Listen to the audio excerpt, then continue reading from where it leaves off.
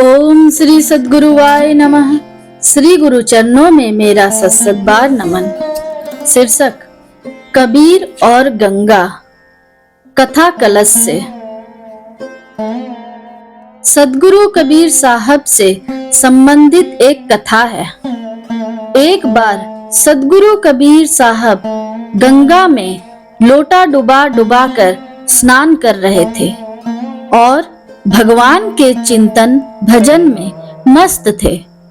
एक अभिजात्य वर्ग का व्यक्ति भी वहीं पर स्नान कर रहा था। वह लोटा लाना भूल गया था, अतः अपने हाथ से पानी उलीच उलीच कर नहा रहा था।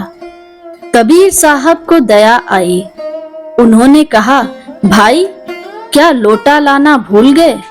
व्यक्ति ने कहा, हाँ, आज लोटा लाना भूल गया।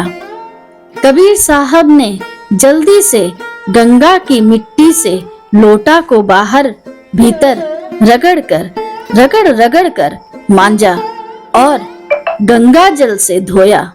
तदुपरांत उन्होंने लोटा बढ़ाते हुए कहा, लो, मेरे लोटे से स्नान कर लो।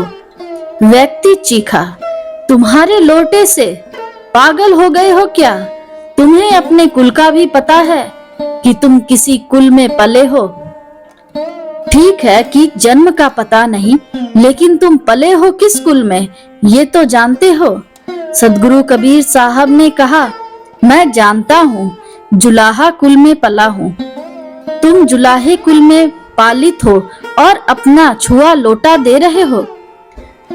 तुम मुझे भ्रष्ट करना चाहते हो क्या? सद्गुरु कबीर साहब मुस्कुराए। उन्होंने कहा, गंगा की इतनी महिमा है।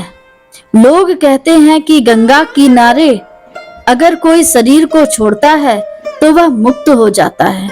लोग कहते हैं कि गंगा में अगर डुबकी लगा लिया जाए तो पाप का विमोचन हो जाता है। लोग कहते हैं कि गंगा की मिट्टी का तिलक अगर माथे में कर लिया जाए तो दुर्विचारों का नाश हो जाता है, बुद्धि शुद्ध हो जाती है। तुम सच सच कहो, यह बात तुम दिल से कहते हो या यूं ही बोलते हो? नहीं नहीं, ये सब तो सच्ची बात है, व्यक्ति ने कहा। कबीर साहब बोले, तो क्या गंगा की मिट्टी मेरे लोटे को साफ सुथरा और पवित्र नहीं कर पा रही? इसे अंदर भी धो रहा हूँ, बाहर भी धो रहा हूँ, फिर भी यदि यह अशुद्ध का अशुद्ध है तो तुम सोचो, तुम्हारा शरीर तो गंगा में केवल बाहर से डुबक रहा है, मन तो डुबकता भी नहीं है। फिर तुम अपने आप को कैसे पाप मुक्त समझते हो? बेचारा लज्जित हुआ।